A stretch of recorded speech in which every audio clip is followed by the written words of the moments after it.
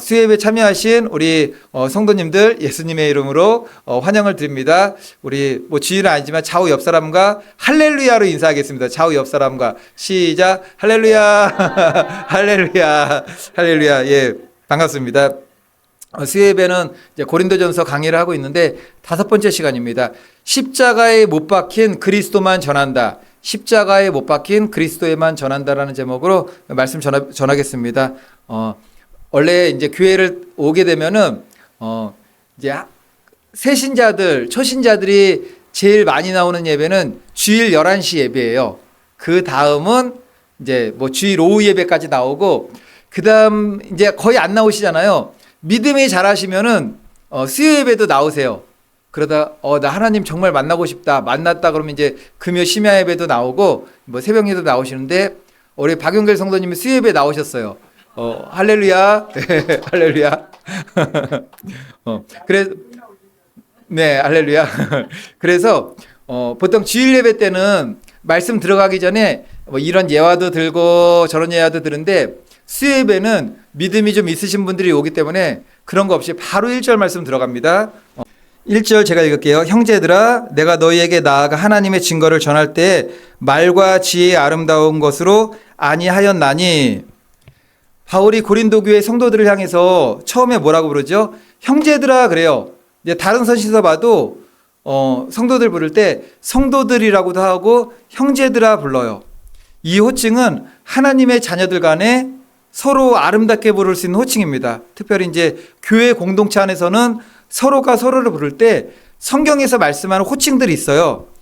남자분들한테는 어떻게 부르는 거죠? 형제들, 형제님, 형제님 이렇게 부르고, 여자분들한테는 자매님.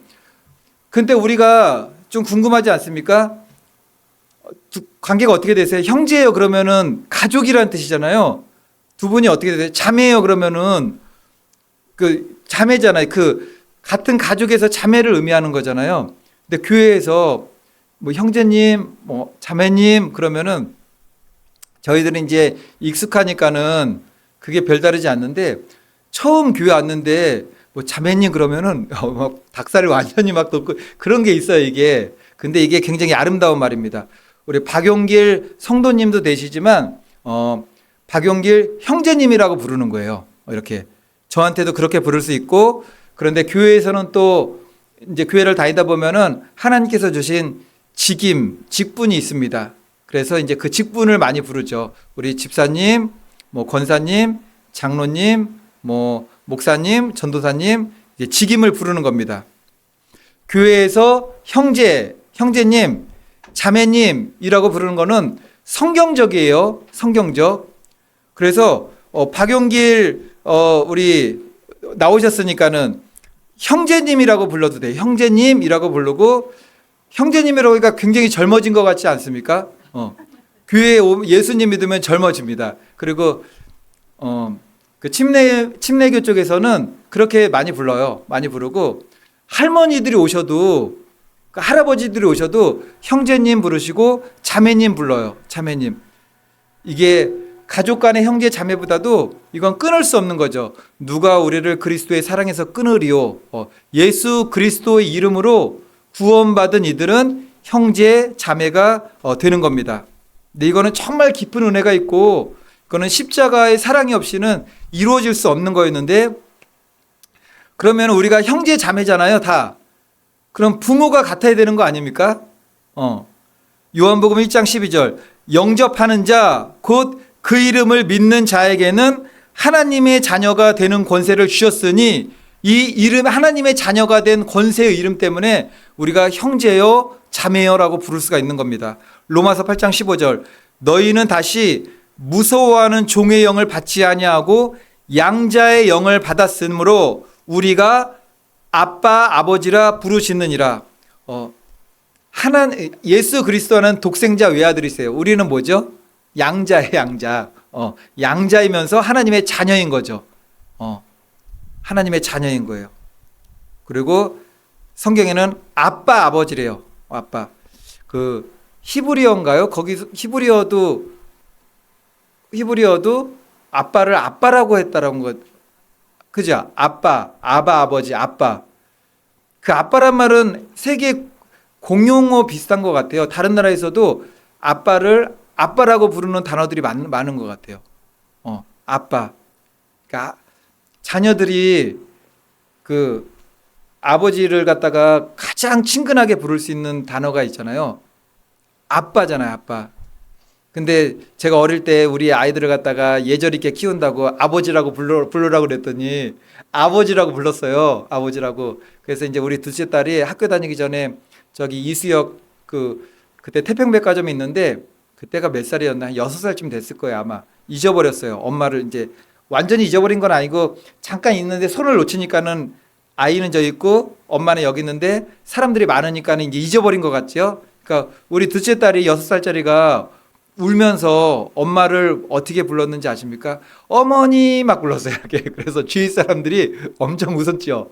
걔는 엄마를 잊어버려서 어머니 6살짜리가 불렀는데 어쨌든 이제 아빠는 가장 친밀한 언어예요. 근데 성경에 말도 안 되게 우리가 하나님을 아빠라고 부르라고 얘기해요. 아빠라고. 이거 친밀함에 대한 그것을 표현한 겁니다. 그리고 한 분 하나님을 아빠 아버지로 모시고 있기 때문에 예수 그리스도의 보혈로 죄사함 받고 하나님의 자녀가 된 이들은 회복이잖아요. 회복은 옛 지위의 회복이기도 합니다. 그렇기 때문에 우리가 서로를 형제 자매라고 부를 수 있는 거죠. 그래서 친가족들이 물론 우애가 좋기도 하지만 어느 때는 정말 육신의 피를 나눈 가족, 형제 자매보다도 그리스도의 이름으로 하나 된 이들은 이런 거 많이 보잖아요. 같은 교회에서 있었기 때문에 뭐 사랑하고 정도 들어서 도와주는 건 이해가 돼요. 근데 교회 생활하다 보면 우리가 하나님 일하다 보면은 전혀 모르는 사람인데 헌금도 드리잖아요. 그거는 가능하지 않은 일이잖아요. 헌금도 드리고 뭐 위험하다 그러면은 어렵다 그러면은 내가 할 수 있는 일을 최선을 다하고 그리고 기도를 막 해요. 기도를 하는데 성령께서 감화 감동 주시면은 뭐 주위에 사는 분도 아니에요. 막 이웃 나라 뭐 같은 대륙도 아니고 먼 대륙에 사는데도 그렇게 막 눈물이 나면서 기도가 막 나오게 되는 겁니다. 네, 저희 교회 두 분 어머님께서 나오세요. 그러니까 두 분께서 나오셔가지고 서로 부를 때 부르니까는 일로 와보세요. 그러면서 뭐라고 그래? 사돈 일로 와보세요. 그래, 사돈 일로 와보세요. 이제 주 안에 이제 성도님이 되었고 그랬으니까는 성도님이라고 이제 부르셔야겠죠. 성도님이라고. 뭐 사돈이란 말이 틀리진 않지만 이게 교회에서는 그래도 부를 수 있는 언어들이 있으니까는 그렇게 부르면 얼마나 은혜스럽겠습니까? 그게 그렇습니다. 다시 1절 말씀으로 들어가서 형제들아 내가 너희에게 나아가 하나님을 증거할 때 지금 고린도 교회입니다. 하나님을 증거할 때 바울은 2차 선교 여행 중에서 고린도를 방문했습니다. 약 1년 반 동안 머물면서 복음을 전했고 2차 선교 여행 중에서 고린도 교회를 개척하여 세웠습니다. 사도 바울은 세우는 사명이에요. 거기서 오래도록 머물면서 이렇게 목회 사역을 하진 않죠. 계속 세우는 거죠. 초창기이기 때문에 1차 때 여기저기 막 머물고 2차 때 계속 머물면서 떠나고 3차 때도 머물면서 떠나고 다시 한번 1차 때 갔던 곳을 되돌아보면서 다시 한번 세워주고 그리고 자신의 영적 아들들을 갖다가 자기가 세워놓은 교회에 담임 목회자로 세우면서 계속 교회가 성장할 수 있도록 그 사명이죠. 이때 바울은 고린도 교회에 선교 사역을 하면서 복음을 전하는데 1절이 그 말씀이에요. 하나님의 증거를 전할 때 어떻게 전했느냐? 말과 지혜의 아름다운 것으로 아니하였나니 이 말을 한마디로 바울은 이제 오직 예수 그리스도의 십자가 복음만 전하겠다라고 한 겁니다. 왜 갑자기 이런 말을 할까요? 전에는 이렇게 안 전했나요? 십자가의 복음을 전하긴 했는데 다른 게 조금 들어갔어요. 어떤 게 들어갔냐면은 2차 선교 여행 때 바울은 고린도를 방문하기 전에 철학과 신전이 많은 곳, 지금도 보니까 우리 올림픽 얼마 전에 그리스 아테네에서 열렸잖아요. 아테네에서 열릴 때 뭐 그거는 전혀 성경적이지 않지만 어쨌든 막 이게 그 성화봉 뭐 신전을 막 돌고 막 그러잖아요. 신전, 뭐 제우스 신전 막 돌고 신전의 도시 그리스 아테네 성경에서는 그곳을 아덴이라고 부릅니다. 거기서 복음을 전했습니다. 아덴에서 바울은 참으로 놀라운 설교를 했습니다. 아덴 사람들의 문화와 철학 사상과 그들이 가지고 있는 무슨 가치관과 그 상황들을 잘 이해하면서 거기에 맞는 복음을 전했어요. 이게 문화 선교라고 그러잖아요. 문화 선교. 그 문화에 맞는 선교. 그 당시 아덴의 신전들이 정말 많았습니다. 신전 정말 많아요. 바울이 마음이 어땠을까요? 안타깝잖아요. 봉천동에 왔더니 깃발이 많더라고요. 깃발이. 깃발이 많아서 제가 기도했던 게 있어요. 하나님, 제가요, 봉천동 전체는 아니지만 교회를 중심으로 이게 저기 남부순환도로 뒤에 복hen천도로 이게 서울대 입구부터 신림역까지 오다 가다 그 점집 있는 걸 제가 알고 있어요. 그래 하나님, 제가 그분들을 다 전도할 수는 없겠죠. 하나님이 그 뜻이 하나님의 섭리니까는 그거는 전도하는 거. 근데 제가 그들한테 가서 다 복음을 한 번씩 다 전할게요. 문은 다 두들길게요. 그래서 그 일을 하고 있어요. 지금 하고 있어가지고 이제 얼마 안 됐으니까는 전도 열매는 못 맺었지만 새 집은 뚫어놨습니다. 새 집은 뚫어놔서 두들기면 그냥 그 집은 아무데나 들어갈 수 있는 집은 새 집이에요. 새 집이면은 저 들어가면은 두유 줘요. 두유. 두유 주고 막 이제 이런저런 얘기 나이다 마지막 복음 전하고 천혜암 머리도 안고 막 기도했어요. 계속 기도하고 오고 그러니까는 그분들이 다양하더라고요. 보니까 다양해요. 그들이 신들하고 접하는 사람들이잖아요. 우리가 보기에는 그들은 종교다원주의예요. 그러니까 종교다원주의이기 때문에 그냥 성격상 그 예수 믿는 교회 다니는 사람들을 싫어하시는 분들이 있어요. 자체를 그냥. 그런데 저는 생각보다 가니까는 그렇게 저를 거부하진 않더라고 보니까는. 그러니까는 저를 존중하는 거죠. 저를 존중한다기보다도 자신들도 신을 섬기고 뭐 불교를 섬기는 분들도 있고 이슬람교도 있고 목사님은 예수님을 믿으니까는 자신이 존중받기 위해서 존중해 주는 것 같아요. 보니까는 자신이 나를 업신여기면은 저도 그렇게 한다고 생각하지 않겠습니까? 저는 이제 복음을 전하러 가는 거죠. 갔더니 다 각양각색이잖아요. 이게 외가에서 친가에서 신받아가지고 하시는 분들도 있고 철학에서 불교대학 공부 많이 하시더라고 보니까는 점쟁이들이 이게 그분들은 무속인이라고 불러야지 좀 좋아하시는 것 같아요. 그 무당들이 이게 신 내리신 분들은 그렇게 잘 안 하시는데 철학적으로 공부해가지고 이렇게 점치시는 분들은 불교대학 가가지고 공부를 많이 하시더라고 보니까는. 근데 거기서도 레벨이 있어요. 신 받으신 분들이 공부해서 하신 분들 좀 무시하더라고요. 저 사람들 공부해서 한 거라고 있는 거죠. 무등산도사. 무등산도사. 자기에 대해서 좀 아는 것 같아요. 자기에 대해서. 근데 제가 많이는 안 만나봤지만 다 만나봤는데 공통점이 있어요. 공통점이 뭐냐면은 자신들의 신들한테 감사해요. 할머니 신, 할아버지 신, 조상 신한테 감사하는데 감사하는 이유가 단 하나예요. 왜냐면은 점치면은 돈을 받잖아요. 젊어서 들어오신 분들도 있고 좀 나이 들어서 들어오신 분도 있는데 먹고 살게 해준다는 거예요. 그게. 그러니까 이 땅에 돈이 신이 된 거죠. 먹고 살게. 그러니까 어느 때는 하다 보면 막 가슴이 막 이게 너무 안타까울 때가 많아요. 그러다가 불구덩이에 떨어지면은 이걸 어떻게 하겠습니까? 이거를. 어쨌든 그 사람에 기도하면서 그래도 오직예수교회가 봉천동에 세워졌으니까는 그래도 그곳에 가서 복음 전하게 되는 거는 하나님의 인도하심이 있을 것이다라는 그 생각을 좀 하고 있습니다. 바울이 아단에서 신전을 봤다는 거예요. 신전을. 가슴이 너무 이게 안 좋으니까는 어떻게 해서든지 전도하려고 한 사람 한 사람 철학에 맞게 사상에 맞게 전도를 한 거예요. 복음을 전했던 거. 그랬더니 바울이 전하는 복음이 예사 복음이 아니었거든요. 그 철학자들이잖아요. 말쟁이들이잖아요. 그들이 박수 쳤어요. 그러면은 너 한번 우리들 그 곳에 와라. 신절이 정말 많은데 와라. 그래서 바울이 아레오바고라는 곳에 가가지고 이제 그들이 초청이 했어요. 하도 말을 잘한다기보다도 바울이 바라는 복음은 깊은 거잖아요. 믿진 않아도 깊다는 건 아는 거예요, 그들이. 그리고 자신들의 철학과 사상을 깨트리면서 막 파고 들어가는 복음이라는 걸 알았던 거예요. 그러니까 초청해가지고 아레오바고에서 설교를 했습니다. 얼마나 좋은 기회예요, 이제. 회중들이 모였어요. 지금은 회당에서, 길거리에서, 시장에서 각계전투를 전도했는데 그 소문이 퍼져나갔고, 바울이라는 사람이 예수라는 거를 전하는데, 이게 우리 철학을 막 깨트리고 들어가는데 한번 와서 다 들어보자. 회중들이 많이 모였습니다. 아레오바고. 거기서 얼마나 열정적으로 복음을 전했겠어요. 헬라의 철학, 문학 등을 인용하면서 복음으로 막 파고 들어간 겁니다.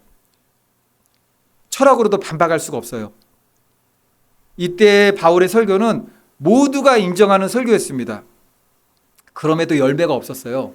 그들이 바울을 비웃었대요. 왜 비웃었냐면은 우리 철학보다 뭐 시원찮, 그래서 비웃은 것이 아니라 너무 강하니까는 그러면서 가버린 거예요, 그냥. 그가 전하는 아주 깊은 거는 인정하는데 복음으로 마음에 이게 담진 않았던 거죠.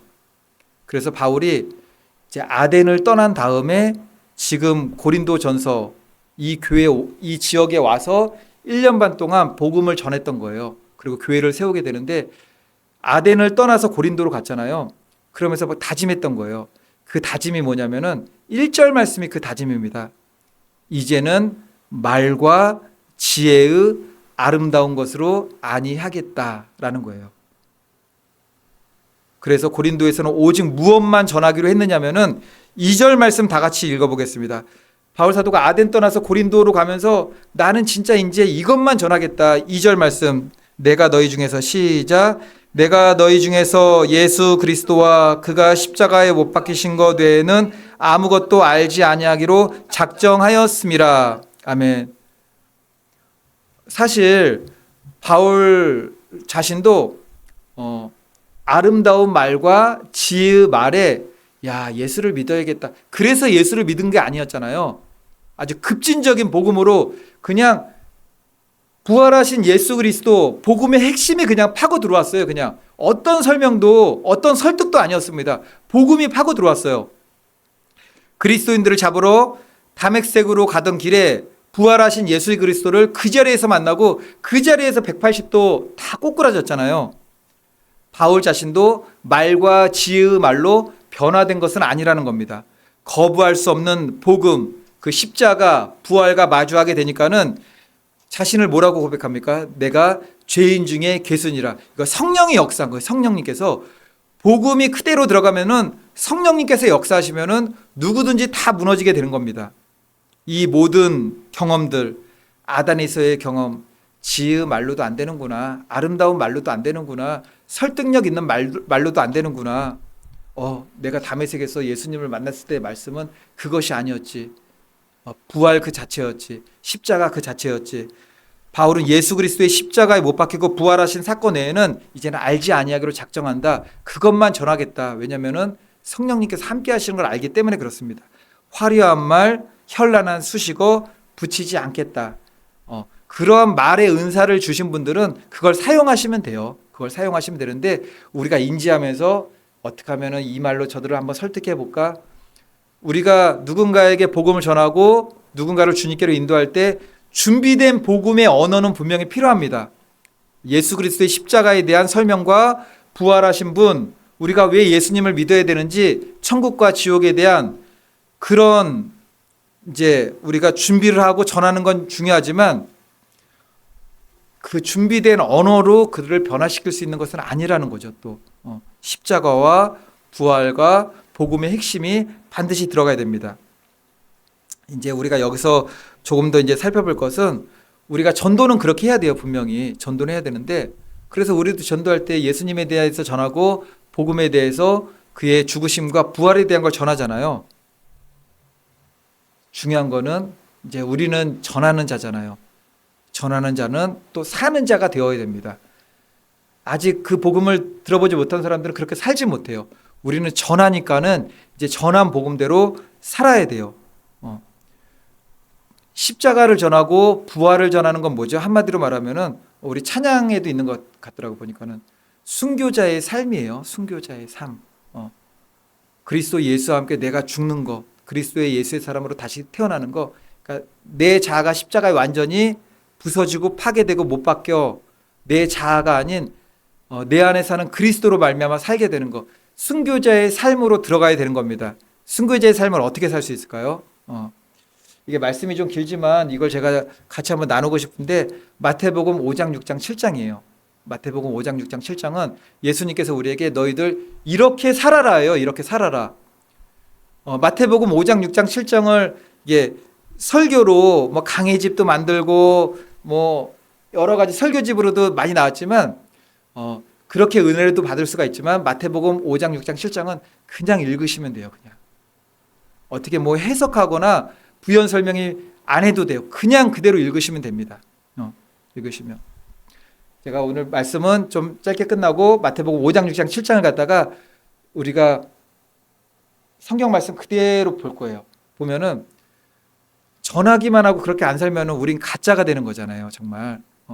우리가 성경 말씀 그대로 살지 못하기 때문에 날마다 회개도 하고 하나님 앞에 몸부림치지만 그럼에도 불구하고 그 말씀대로 살려고 할 때 복음을 전하면은 우리의 말이 현란하지 않고 화려하지 않고 우리가 십자가 복음을 전해도 우리가 논리정연하게 막 전하나요? 그렇지 않을 때가 많아요. 전하다가 갑자기 예상치 못한 질문이 오면은 뭐라고 얘기해야 되지? 막 막힐 때도 있어요. 그냥 그러면서 혼자 지나가면서 성경 더 알아야 되는데 막 혼자 이러기도 하는데 그러고 들어갔는데도 내가 그거 정말 어눌하게 전했던 복음인데 성령님께서 역사하는 거죠. 근데 성령님께서 어떻게 역사하시죠? 내가 그 말씀대로 살고 있어야지 역사하시죠. 진리의 성령이잖아요. 내가 가짜면은 진리의 성령이 역사 못 하시잖아요. 말씀 그대로 전하고 우리가 말씀 전한 대로 살지 못한다 할지라도 회개하면서 가슴 치면서 하나님 다시 한번 그대로 살 수 있도록 도와주세요. 그 삶이 될 때 그래도 우리가 진리 안에 거하려고 노력하는 삶이잖아요. 그때 진리의 성령님께서 진리 가운데 거하는 하나님의 자녀들이 입술을 선포한 말씀 가운데도 역사하는 겁니다. 근데 나는 그렇게 살지 않았는데 복음을 전했어요. 근데 성령님께서 역사했어요. 그러면 어떻게 되는 거죠? 그러면 큰일 나는 겁니다. 내가 살지 않았는데 역사가 나타난다. 내가 살지 않았는데 손을 얹었는데 병자가 낫고 귀신 쫓아나간다. 아주 큰일 나는 거죠. 말씀대로 살지 않았는데 기도했는데 응답받는다. 그거보다 위험한 게 어디 있겠어요. 가짜한테 응답이 왔는데 그걸 어떻게 감당하겠어요. 진짜로 살아도 응답이 크게 오면 교만해질 수가 있는데 가짜로 살다가 응답이 와버리면 큰일 나는 거죠.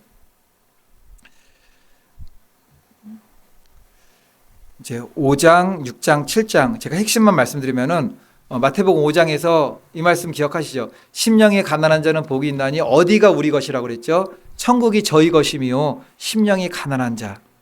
마태복음 6장 보니까는 사람에게 보이려고 그들 앞에서 너희 의를 행하지 않도록 주의하라 그래요. 사람 앞에서. 그러면서 어떤 말씀을 계속 하느냐면은 사람 앞에 보일 때 우리가 제일 드러나는 게 뭘까요? 뭘 하면 제일 드러날까요? 돈 많이 내면 제일 드러나잖아요. 돈 많이 내면은 일은 아무리 많이 해도 안 드러나요. 교회에서 저 없을 때 저나 성도님들 아무도 없을 때 혼자 와서 아무리 청소해 보세요. 아무것도 드러나지 않아요. 그냥 완전히 엉망으로 돼 있어야지 누가 청소했나 보다 하지 잘 정돈된 상태에서는 먼지 아무리 닦고 뭐 해도 아무것도 안 드러나요. 화장실 청소 매일 하면은 사람들은 그냥 하지 그걸 누가 드러납니까? 근데 돈은 드러나요. 10원짜리만 하나 올려놔도 드러나요. 돈은. 그래서 제가 보니까 마태복음 6장 보니까는 사람에게 보이려고 그들 앞에서 너희 의를 행하지 않도록 주의하라 하시면서 그 다음 나오는 말씀들이 뭐냐면은 구제할 때 물질 드릴 때 은밀하게 하라. 계속 그 말씀을 많이 말씀하세요. 많이. 왜냐하면 사람들이 가장 드러날 수 있는 것이 돈과 물질이기 때문에 그렇습니다. 왜 이런 말씀을 하셨겠습니까? 제가 문제를 낼 테니까 마음속에서 대답하시면 됩니다. 세상에서 가장 높은 곳에 올라가려면 뭐만 있으면 되죠? 왜 그것만 있으시면 됩니다. 지금 마음속에 생각하시는 거. 세상에서 정말 막강한 권력을 가지려면은 뭐만 있으면 되죠? 그것만 있으면 돼요. 이제 우리들 각자 자신에게, 저도 그렇습니다. 내가 하고 싶은 거 다 하려면은, 제가 생각을 해봤어요. 성도님들도 기도 제목이 있고 저도 기도 제목이 있습니다. 영혼 구원하는 거 말고도 기도 제목이 많잖아요. 우리 삶 가운데. 그 기도 제목의 제 생각에는 98%, 99%는 우리 속에 있는 그것만 있으면 다 해결돼요. 돈만 있으면 다 해결됩니다. 그것 때문에 우리가 고난을 겪고 있는 것 아니겠습니까?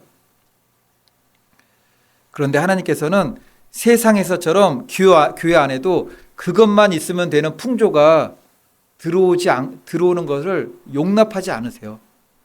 교회가 쇠퇴할 때가 언제였죠? 예수님께서 하나님이 계시는 거룩한 성전, 예루살렘 성전 가셔가지고 이렇게 채찍 휘두르고 상 다 엎을 때 뭐 때문에 그런 거죠?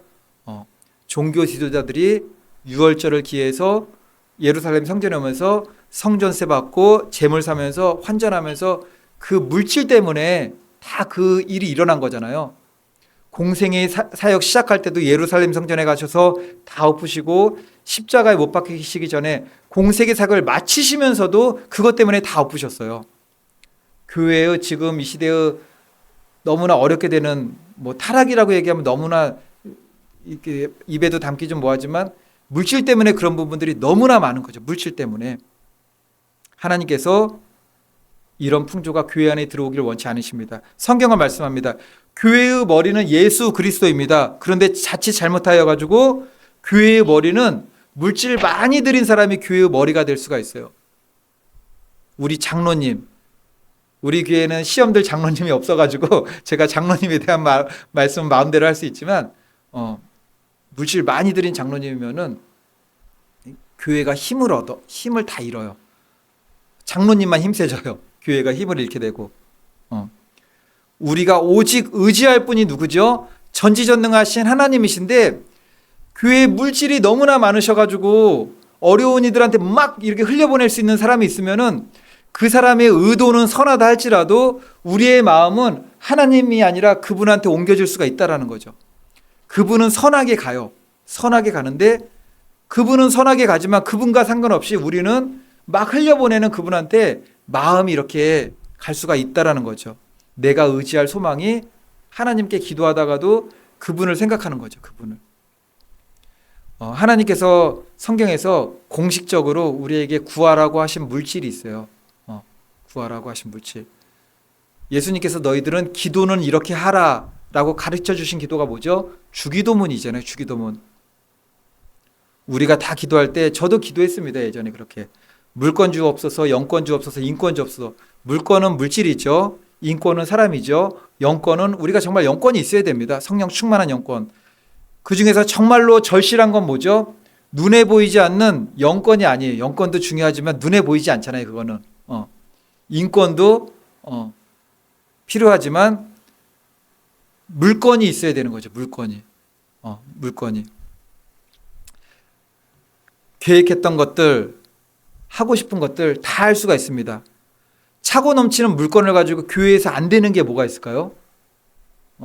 교회에도 세상에서처럼 물건이 있으면은 거의 98%, 99%는 다 할 수가 있습니다. 그렇게 되면은 세상과 다를 바 없는 교회와 목회자와 성도가 되는 거죠.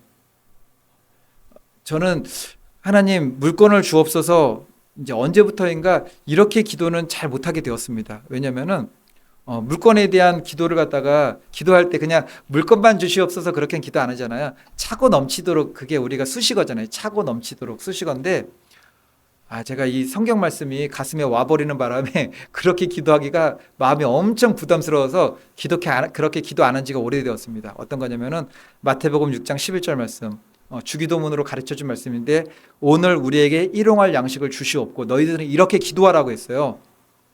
오늘 우리에게 일용할 양식을 주시옵고. 차고 넘치는 물건을 달라고 예전에는 항상 그렇게 기도했죠. 이게 뭐 습관적으로 기도하잖아요. 하나님 물건을 주옵고 영권을 주옵고 인권을 주옵고 사람을 보내주시고 막 그렇게 기도를 하잖아요. 근데 물건에 대해서는 오늘 우리에게 일용할 양식을 주시옵고, 그 말씀이 여기 살아있으니까는 이게 뭐 넘치고 차고 넘치고 그런 기도는 못 하겠더라고요, 보니까는. 일용할 양식으로만 주셔야만 내일도 또 똑같이 기도해요. 일용할 양식을 주옵소서. 왜냐면 일용할 양식은 그날 떨어지거든요. 그날 떨어져요. 예수님께서 말씀하신 십자가의 삶이란 무엇입니까? 설명하려면 그 범위가 너무나 길지만 물질에 관해서 오늘 말씀드린 것에 대해서 살펴보면은 우리가 십자가의 삶이라는 것은 오늘 우리에게 일용할 양식을 주시옵고 예수님께서 너희들 이렇게 기도하라고 했잖아요. 그러면 예수님께서 응답하실까요? 안 하실까요? 분명히 하십니다. 분명히 하세요. 일용할 양식의 삶으로 인도하세요. 출애굽 홍해를 건너고 광야 40년 길로 들어갔습니다. 어떻게 인도하셨죠? 하루하루 하나님의 살아계심을 어떻게 나타내 보였느냐면은 만나예요. 그게 만나. 일용할 양식 만나 아시죠? 일용할 양식 만나. 아침에 만나 안 거두면 어떻게 되시는지 아시죠? 못 먹어요. 뭐 다 벌레 먹고 다 없어져 버리잖아요, 그냥. 그래서 일용할 양식 만나는 물질에만 국한된 은혜가 아닙니다. 우리가 일용할 양식을 구한다는 것은 하나님 오늘 하루도 하나님이 공급하시는 하나님의 나에 대한 보호하심, 인도하심, 역사하심이 없이는 저는 아무런 존재 가치가 없습니다. 그거 구하는 거예요. 일용할 양식은. 이게 가슴이 넉넉하고 평안할 때가 언제냐면은 통장에 여유가 있는 거예요. 오늘 쓰고 내일도 쓰고 뭐 당분간 쓸 여유가 있으면은 이게 마음이 급하지가 않아요. 여유로워요. 막 주여 이렇게 기도 안 해도 돼요. 하나님 감사합니다. 막 이렇게 편안해져요. 이게 절박함이 싹 사라지는 거죠. 이게 하나님께서는 우리를 너무나 잘 아세요. 내일이 보장되면은 내일 기도를 안 해요. 우리가 내일이 보장되고 그 다음 날이 보장되고 한 달로 보장되고 평생이 보장되면은 오늘 우리의 기도는 이걸로 끝납니다. 그냥 끝나요. 나의 삶을 보장해 줄 하나님이 아닌 다른 것이 하나님 자리에 있으니까는 그것이 다 해결해 주잖아요. 그러면 제일 먼저 우리의 기도가 사라져요. 그리고 하나님에 대한 간절한 소망과 절대적인 의지가 사라지게 되는 겁니다. 눈에 보이는 하나님이 뭐죠? 그래서 우리의 속에 있는 사람이 가장 원하는 건 뭐냐면은 눈에 보이는 하나님을 정말 만나기 원하는 거예요. 눈에 보이는 하나님. 이스라엘 백성들이 우상 만들려고 금송아지 만든 거 아닙니다. 모세가 눈에 안 보이니까는 막 불안한 거예요.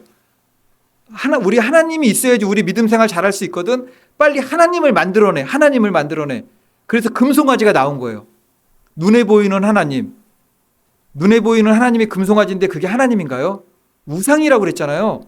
그래서 그거 만든다고 막 한 사람들 막 다 멸하시고 그랬잖아요. 마찬가지입니다. 돈이, 물질이, 다른 것이 가득 쌓여 있으면은 우리가 다 그래요.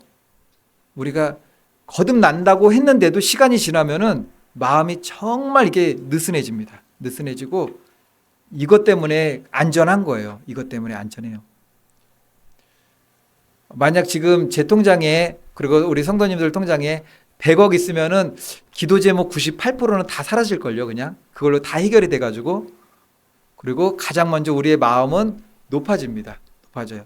그리고 두렵고 떨림으로 하나님 없이는 안 된다고 했던 마음이 다 사라져요. 그렇게 되는 거죠.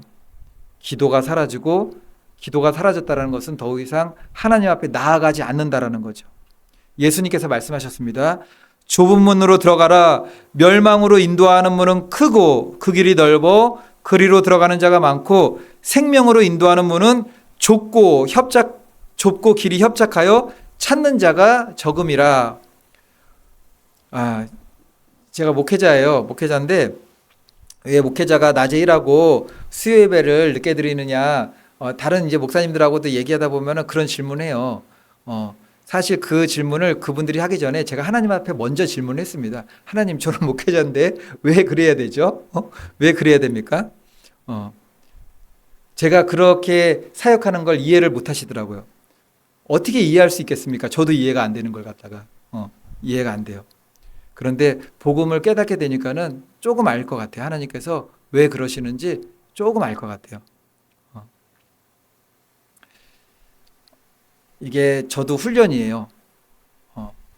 왜 목회자로서의 그게 훈련인 것 같아요. 그게 목회자로서 제가 훈련이에요, 그게.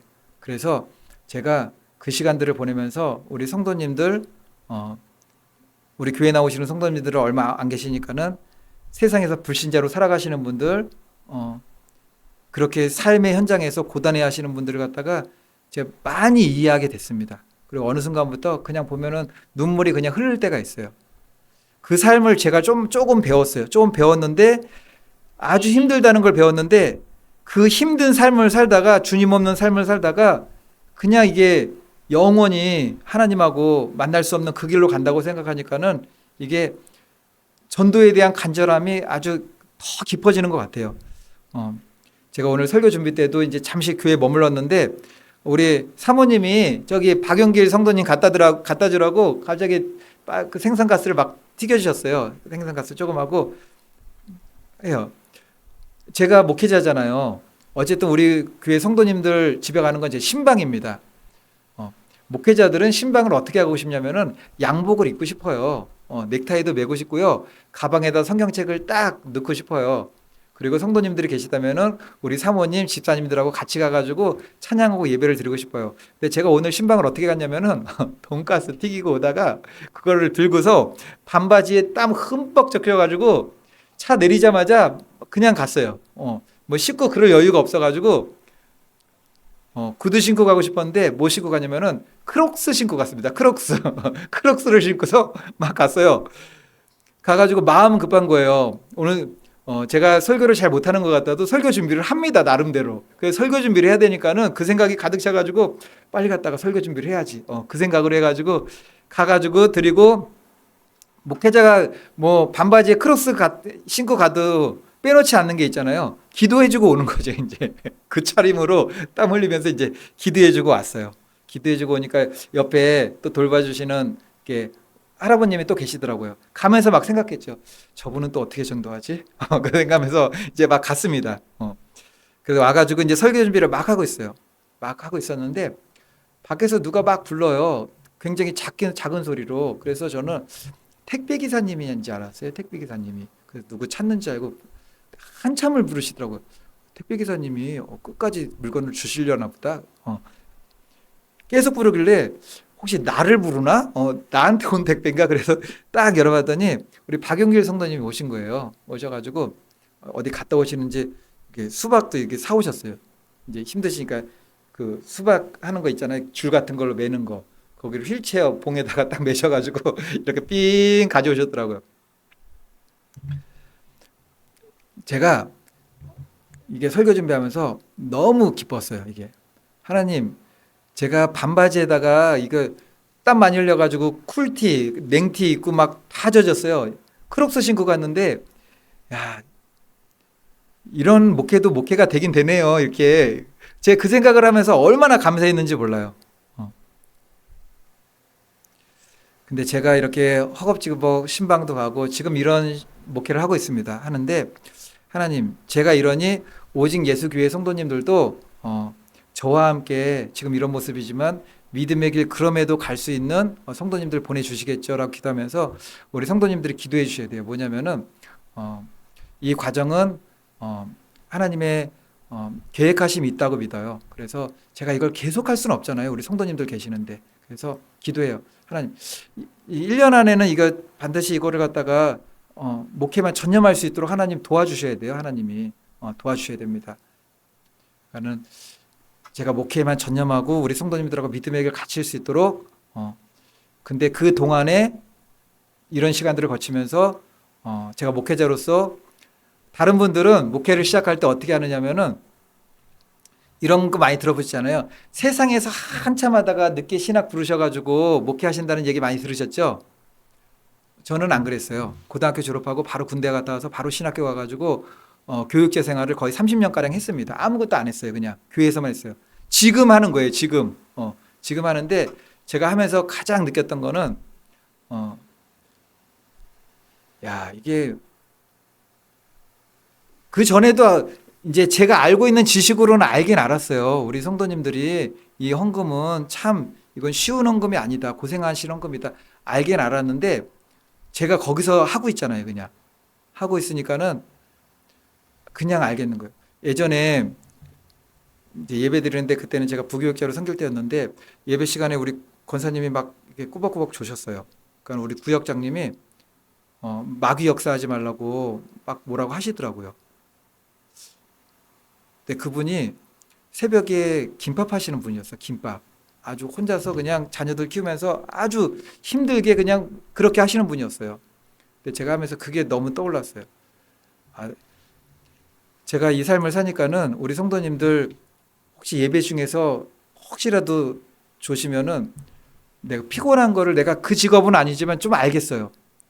제 마음속에서 또 마귀 역사가 또 좋은데 그 말씀 그거는 안 나오겠더라고요. 제 마음속에서. 그러니까 하나님의 그 시간들을 이끌어 가시는 것 같아요. 그걸 알아야지 우리 성도님들과 더 복음을 깊이 나눌 수가 있으니까는. 3절 말씀 보겠습니다. 3절. 지금 강해 설교인데 3절 말씀만 오늘은 3절만 일단 보겠습니다. 내가 너희 가운데 거할 때 약하고 두려워하고 심히 떨었노라. 복음 전할 때 그거예요. 우리가 복음 전할 때 약해도 괜찮아요. 약해도 두려워도 괜찮아요. 심히 떨어도 괜찮아요. 그냥 하나님 복음 붙들고 전하는 겁니다. 우리 사는 것도 그렇잖아요. 우리가 하나님 믿는다고 항상 담대합니까? 막 두렵고 떨릴 때도 있어요. 그럼에도 믿음은 그거예요. 믿음은 하나님 믿고 나가는 겁니다. 하나님. 사회적으로 신분도 볼품 없어요. 막 볼품 없어요. 뭐 별거 없어요. 그런데 제일 그거 한 게 복음 전할 때 우리가 그렇잖아요. 나보다 좀 이렇게 사회적 신분이나 여러모로 낮은 사람한테 전할 때는 담대할 수 있는데 다 높아요. 근데 나 같은 별 볼 일 없는 사람이 전하려면은 이게 막 다 내려놓는 거예요. 다 내려놓고 약해도 괜찮고 두려움도 있고 사도 바울도 심히 떨었다고 그러잖아요. 다 내려놓고 복음 전하는 겁니다. 그러면 성령께서 역사하십니다.